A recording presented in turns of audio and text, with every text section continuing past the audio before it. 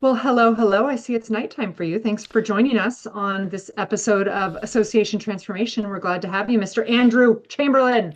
Nothing I like more than on a Friday night to record a podcast with you, particularly this weekend. This weekend, Super Bowl Sunday coming up. But obviously, by the time listeners are listening to this, When this airs, Super Bowl will we'll be know who over. won. You'll Super Bowl all your 60 bets will will be have in been the proven past. wrong. Yeah. Exactly. Well, they already have been proven wrong. My predictions. It's also the start of the Six Nations this weekend. Big rugby weekend. Oh, okay. I thought you were going to talk about the Olympics opening ceremony. That's happening as well. In fact, that's happening right now as we're recording this. I shall go and watch some of it in a wee while, but I'm so dedicated to you and associations. Hey, Uh, what Friday can I night, say? we're married to our podcast. What are we going to What? say? We care about our listeners, we care about these topics, we care about this sector, and we're never going to stop. Indeed, and caring. I think. Oh, it's good segue there. Caring is very much, I think, a theme Caring, about this caring. episode. It's funny. These are whether we're talking about professional societies or medical societies or trade associations. There's supposed to be a greater good for that industry or that profession or that study, and yet so many trade associations, nonprofits of whatever shape and form, have decided to spawn separate foundations. Mm, And mm-hmm. I wondered if we could chat. I saw something in the news over winter break, and it's still kind of just stuck with me. I wanted to chat with you about the charitable arms of our nonprofit brethren. And you guys have to be better at this, right? I've come into contact with too many foundations that have run astray, run amok. We're spending a lot of money to raise a little money, Yeah. distracts the members. What do you guys We do with your foundations and your charitable efforts? it's kind of we kind of do it the other way round in the UK. I tend to see a lot of associations, trade bodies, membership bodies will the core organization will register as the charitable arm. It will be Oh, the so they will register as a charitable body.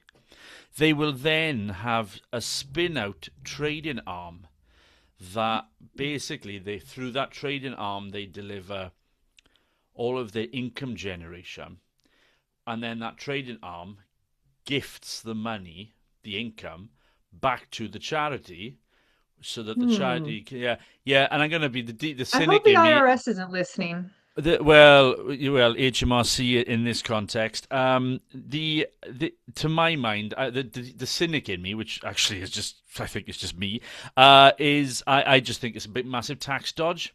It's a huge Oh, because there's tax benefits, there's tax efficiencies to be wow. realized if you're a charity, um, and so I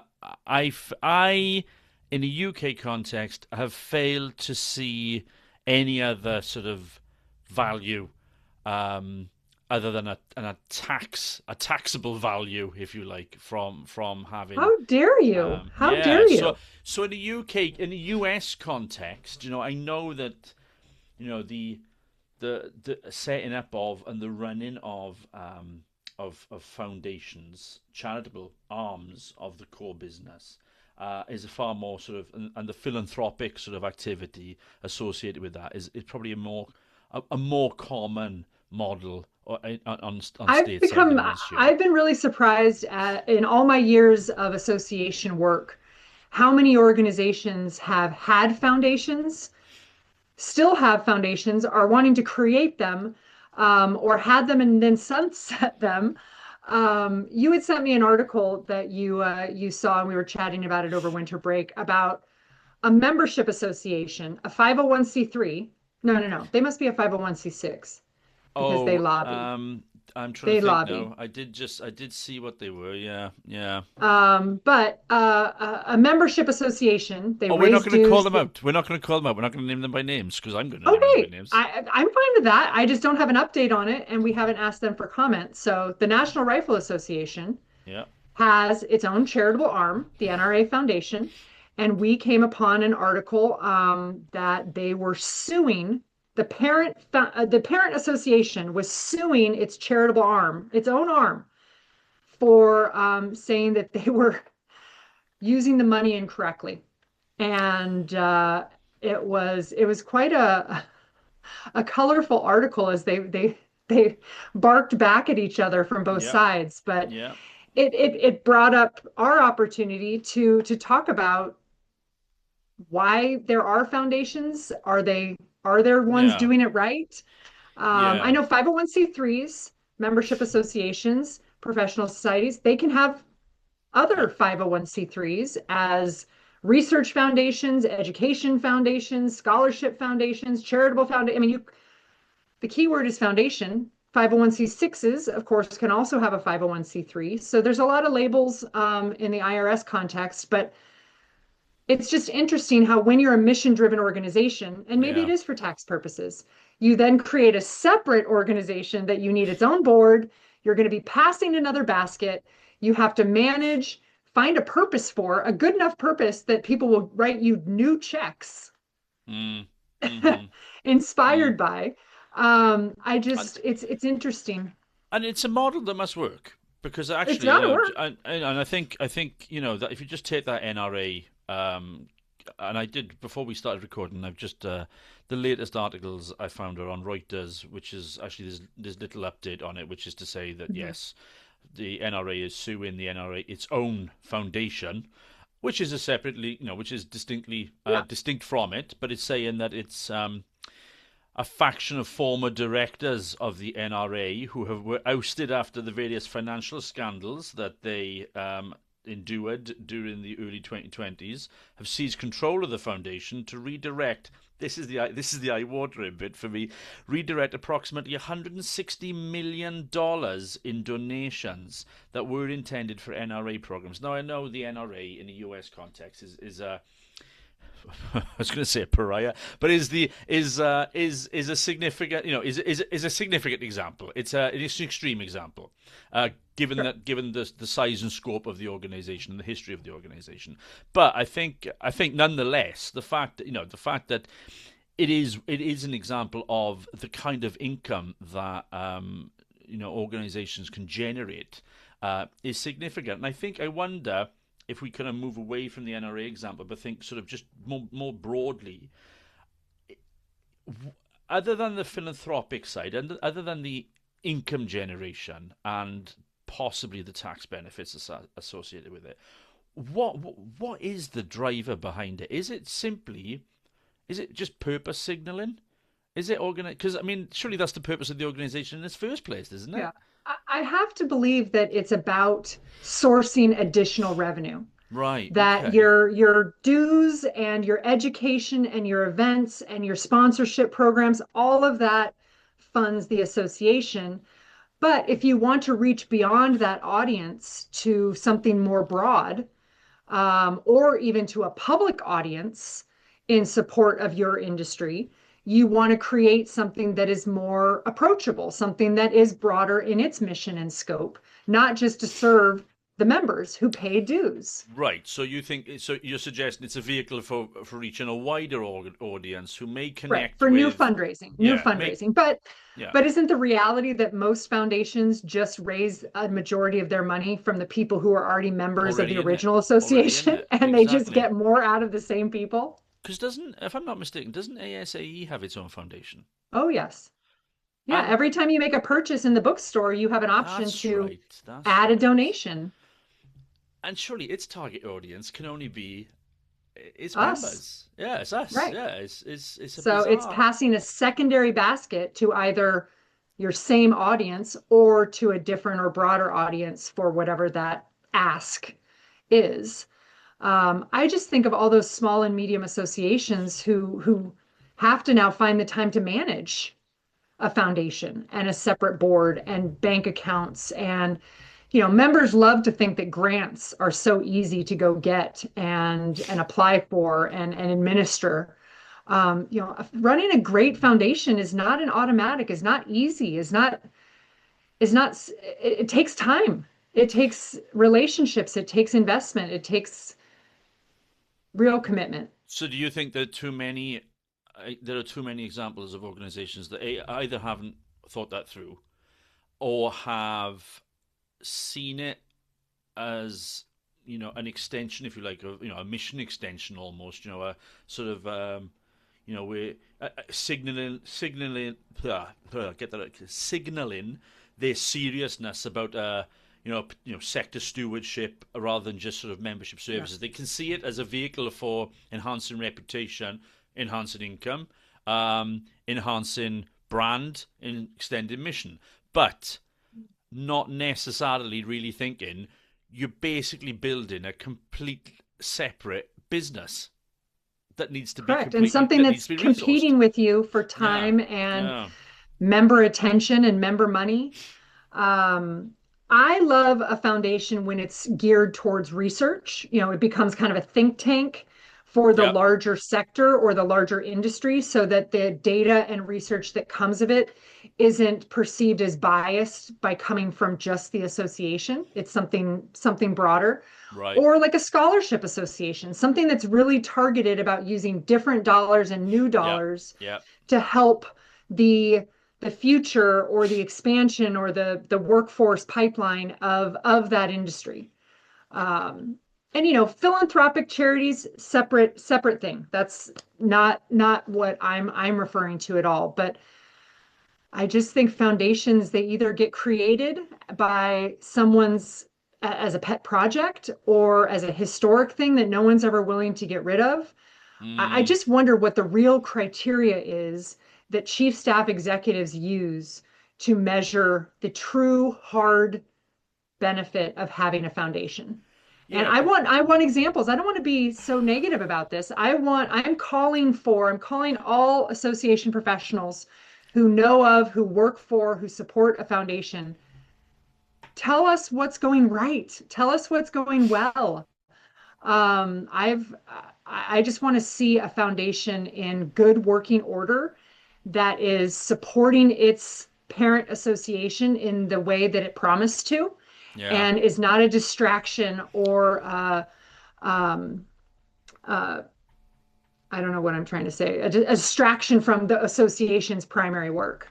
yeah. And I think that's key for me is, yeah, and okay, I use the term tax dodge and tax efficiencies and whatever else, but That's all that we recorded this. and that's totally cool. I stand by it. I do genuinely believe that some organisations, and in fact, I've advised several organisations who have closed down their charity. Well, actually, they would. Yeah. I'm trying to think who it was. They closed down their trading arm because actually Oh. it was simply getting too confusing. It was the blurring of the lines. There were no sort of financial fire breaks. There was a there was no governance ambiguity. There was clarity around charity trustees versus company directors. They were separated. There were clear lines of autonomy, clear parameters for autonomy, clear lines of reporting. That was all understood. But there were no financial fire breaks. And so you started to see money bleed on a kind of operational Mm-hmm. day-to-day basis. And it really made it incredibly difficult for accounting purposes, at year Yeah. end. And so in the end, as you said, at the start of the episode, these guys I'm thinking of, this example I'm thinking of, they ended up, it was costing them more money to Yeah. service the trading arm than they were actually saving in tax efficiencies. So they Yeah. just wound it up. They just wound it up, and they ended up treating all income through the charity itself, and just treated that as charity income and just Yeah. dealt with it that way. But gosh, what a mess! And it was a real puzzle to take it apart because again, Oh, absolutely. it's really Absolutely. it's really it's relatively straightforward to put a legal entity in place. I mean, look, when you and I were working with the Institute of Association Leadership back in the day, it was set up as a charitable interest company, which is a Right. particular, In the in the UK. UK, and that's a particular type of legal entity, probably not too dissimilar to a 501(c)(3), believe XYZ ABC 123, whatever it's called. Oh, I think it's You so know, funny when you say Zed. And but setting it up was a doddle. Took all of 20 minutes. It was easy. Trying to wind it up at the end took Yeah. months, and we were super straightforward. We just had a trading Yeah. account. It was profit and loss account. It was nothing complicated. Yeah. Yeah. So yeah, I just wondered if people just really aren't giving it enough thought. But for me, Yeah. what I really struggle with around the whole foundation model is purpose clarity. Because we've been talking a Yeah. lot recently, the last 12 months, we've been talking a lot about the societal value, impact, purpose of membership organizations, trade bodies, trade associations. So, what if that's not what our core business is, and we need a foundation to actually demonstrate that purpose? What the heck is our core business about then? It just doesn't make any sense to Okay, me. so here are the questions. Are foundations necessary? Are they distractions? If you have one or decide to have one, how do you ensure that the juice is worth the squeeze? Oh, I love And that. Oh my God, I've never heard that before. And what? it sounds so wrong. The juice is worth the squeeze. What? Well, you just said dawdle, and I don't know what dawdle means. So I'm going to use my own slang, my own Americanisms. You've never heard juice is worth the squeeze? No, I love that. Man, you'd never. I was thinking, do you know, bizarrely, I was thinking the other day, God, do you remember when I said doing the donkey work and that just tickled you so much? It just was bizarre. So Oh, yeah, there okay. you So go. this is a now I can reciprocate. Yeah. The juice is worth the squeeze. I think if people were honest with themselves and there was no legacy or history or feeling and emotion and obligation involved in a foundation, there may be a lot fewer than people think that are actually worth the squeeze, Well, it that are is, and actually net yeah, positive, yeah. financially net positive, and making a difference that is supplementing, not conflicting with or confusing the primary parent's mission statement. Yeah. And I think they are, and I think is a key point there you make, is they are a highly emotive subject, particularly if you're dealing with a legacy foundation, Yeah, yeah. something that you've inherited. Um, people are some people will be heavily invested in the Hmm. concept, even if the concept isn't actually delivering what's intended of it. The concept, the idea of the foundation, Yeah. the charitable arm of our business is is a hugely emotive subject matter, and so trying to wind that up, and unfortunately, and we see this not it just in our standard, in our non-foundation contexts, we see these issues where people find it very very difficult to let go, to remove the personal from the Yeah. professional, Well, to especially and when it has someone's name on it. People love to yeah, put names yeah. on awards and names on foundations and uh yeah. And it's funny because I find fundraising and member engagement to be things that members themselves think should be really easy. Oh And when they yes, talk to yeah. staff, oh, well, just go fundraise for it. Just go win a grant. Just go get them engaged. Just, So so when I it's this throwaway thing. Like it's so easy. well yeah, but yeah, yeah, indeed, indeed. So when I see when I see jobs advertised for director of fundraising, is that for would that be for an association's foundation, or would a I stand would guess so. yeah, because you're kind of your standard association, your ordinary association Yeah. wouldn't have a fundraising arm, would it? I mean, I've had clients that do keep it internal. They don't have a foundation, they don't have a charity, so they keep that internal and they use it for scholarships or or very specific things. Especially if you're trying to go beyond your own membership, you can bring in an outside person who maybe doesn't know your sector as well. But But without a I would, if I read that, I would assume it was for a foundation or a charity, just the yeah, way that, or a campaign, something like that. because without a foundation, am I allowed to, if in the US context, without a foundation, am I allowed to generate, am I allowed to do fundraising if we're not a charity, if we're not a charitable organization? Well, what do you mean by fundraising? Just someone writes me a personal check and they get nothing in return? Yeah, basically. Yeah, Yeah, I write yeah. out to you, hi Elisa, I'm the director of fundraising for the Association of Awesomeness, and we just want to raise some money for awesome podcasters, and it's going to have zero Mhm. benefit to you personally. It's just going to make you feel good, Sure. Yeah, it's just an initiative, right? It's just and we can, a campaign, it's a push. You associations can can't do you that without being charities in the US. well, it would be considered different types of money. You're not going to get that money tax free. But we can have some tax accountants and nonprofit accountants on here to talk about those different funds because when you raise money or when you earn money, that's not counted the same as your dues. So if No, you're yeah, selling yeah, yeah, something, yeah. Mm-hmm. that's handled differently. Mm-hmm. But I think about political action committees, which a Yeah. lot of trade associations have. Those are, separate accounts, and that money is treated differently and has a much different set of rules to the association's money. But I think it's a matter of the context in which you're asking for it, who it's coming from, whether it's personal or corporate money, and what limits it's obligated to. But there's a lot of baskets to be passed, whether you're raising for a retirement party, whether you're raising for an award, a scholarship. We ask our members for a lot of money Yeah. beyond dues.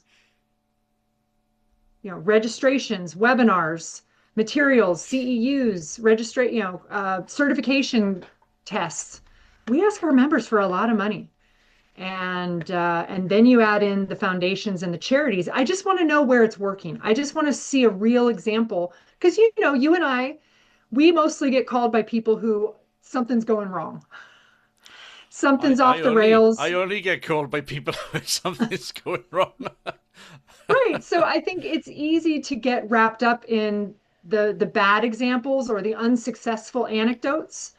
I want to see a foundation that's working, that I want to see a 501(c)(3) attached to a membership body that is doing its thing, that is earning more than it's spending to raise.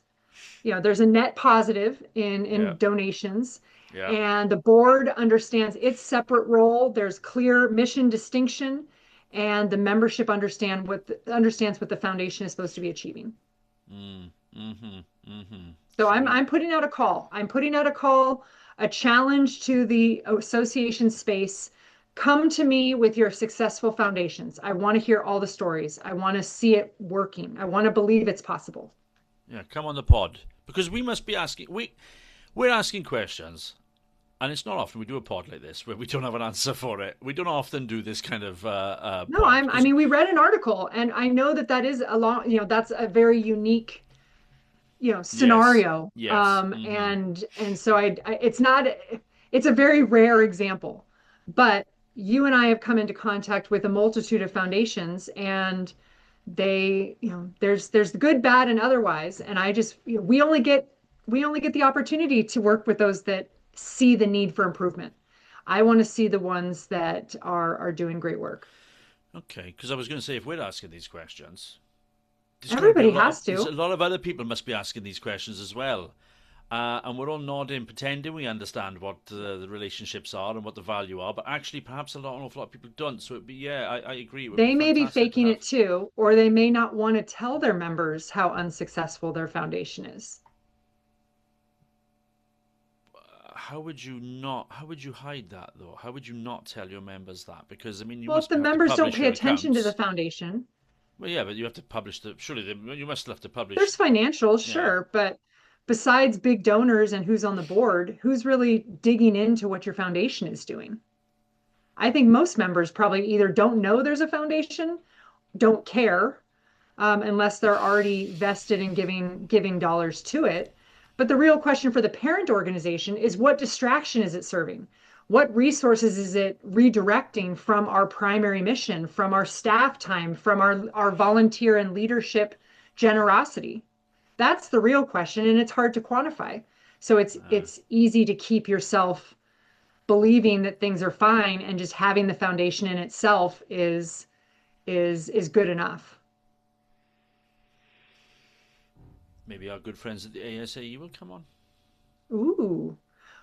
Yeah, their foundation, I mean, I don't even know what its totals are. I've given before, but It's not that old, actually, is it? I remember them launching no. that foundation. It wasn't that long ago. It was only, what, 5 years ago, something like that. I don't. What? I'm sure of it. I'm sure they launched some foundation not that long ago. It was in the last decade. All right, we'll have to have some foundation experts join us because I do want to get to this. I think we need to see what's really what's happening. Is it an opportunity that we're missing? Is it something we're assuming or we aren't sophisticated enough about to do well? Is it something that is taking up too much and not worth the squeeze? Yes. I'm not saying there's an answer, a black and white for every situation, but I think this is an area of nonprofit management that is Yeah. underexplored. Yeah. Okay. Okay, let's do it. Well, let's do some Can you make exploration, that Julie. happen? Sure. I I'll don't make want to that. promise a white paper here. I mean, come Oh, on. God, no, not another white paper. I haven't got. Oh my God. Although actually, that actually is a pretty good white paper. It Actually, would be a good white it paper. would be a Actually, you're good right. white You're paper. right. Maybe we could. Maybe now we Maybe could we do some swap out some of research. the other And we, ideas that we've had that are yeah, are yeah, what would you yeah, say? yeah. Are bollocks ideas. And we No, that I don't think I've was ever that good? said that on the pod. You've never said bollocks? Is that Stop not allowed? saying it! Stop Oh, saying it! Jesus! Oh my God! oh, okay, sorry. Oh, I Jesus! don't know. No, no, and that's never stopped you before. Yeah. All right, so we have another thing we want to learn more about and help the sector learn more about. I will stop using Yeah. British words that I don't understand, and don't Google juice worth the squeeze. You probably shouldn't Google that on your work computer. Yeah. I'll have to register all sorts of details with it then. Yeah, don't do that or clean your history. All right, well then until next time, until we get some guests to join us, some additional details, some new and positive anecdotes. I'll say put your members and your mission first, and I'll see you next time.